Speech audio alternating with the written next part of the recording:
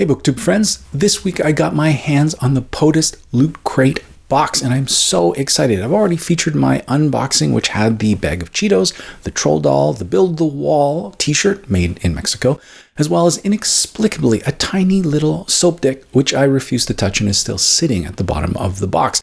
Now, the box also featured a book that I was super excited to read.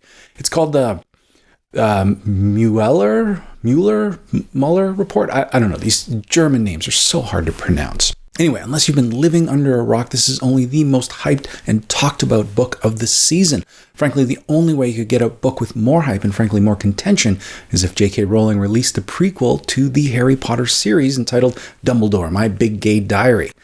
This thing is a huge, huge deal. It is taking up not only the #1 spot in the Amazon bestseller list, but also slots 2 and 9 with editions published by Scribner, Skyhorse, as well as Melville House. Now, frankly, I'm a little meh on the covers, but thankfully the internet has already jumped right in and provided some alternate versions for our enjoyment. But either way, we have the book here at last. Frankly, the only people waiting longer for the release of the book are Game of Thrones fans who are still banging on George R.R. Martin's door. So let's dive right into the book. Totally non-spoilery review. I don't want to give away the twist at the end. Also, trigger warning for foul language, white people failing upwards, and an overabundance of people too stupid to be believed. And frankly, the whole thing also fails the Bechdel test. This dystopian narrative is set in the near future in a world of turmoil and unrest. Doublespeak, fake news, crisis actors, and gay frogs are the order of the day. And then in this, the darkest timeline, there's a competing district looking to insinuate itself amongst the people and sow discord and foment outrage, led by villains with names like Gru and Gucci Fur 2.0. Information is a weapon, with large corporations facilitating these disinformation campaigns and obfuscating the truth.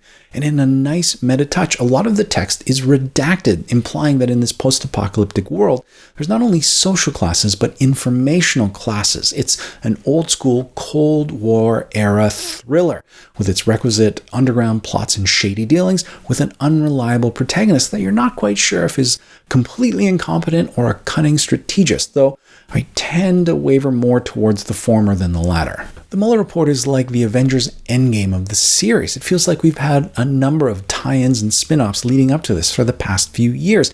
We've already seen stories with the Marvelous Manafort, the Fabulous Flynn, the Uncanny Comey, and the Spectacular Stone. This is sort of like Secret Wars, Civil War, or the current War of the Realms. This massive cross-platform, cross-all-comic sort of tie-in. And there have been hits and misses along the way. And it feels like you need an Excel spreadsheet to keep track of all the goings on. And this is just the latest chapter in an ongoing saga. And like any good author, this is more of a show-don't-tell type of narrative. It's up to the individual reader to interpret the text and decide where the story goes from here. Is it Civil War, the road to impeachment, or Trump 2020? Do yourself a favor and stay away from the abridged Barnes Notes version of the story. Barr isn't exactly known for his sense of accuracy and has offered up some questionable book synopses in the past, including Lolita, about a cross-country road trip, Hunger Games, about life after winning the lottery, and 1984, about a lone troublemaker trying to take down society. But then again, I guess everybody reads in their own particular way. I'm looking forward to next month, where BookTube gets together to interview Mueller in a YouTube special and ask him some hard-hitting questions like, what's his go-to dance move? So I'm really looking forward to that. Anyway, what did you think of the book? Leave your comments down below, though frankly I'm dreading it a little bit. This book is certainly divisive. Next month, we are reading Miracle Creek by Angie Kim, a nice addition if you're playing along with the Asian Read-Along Month. We'll also be chatting about it at the end of the month on our Discord. So if you want to participate, you can join our Discord. There's a link down below. But otherwise, I hope you all have a great week of reading, and we'll talk to you soon. Bye.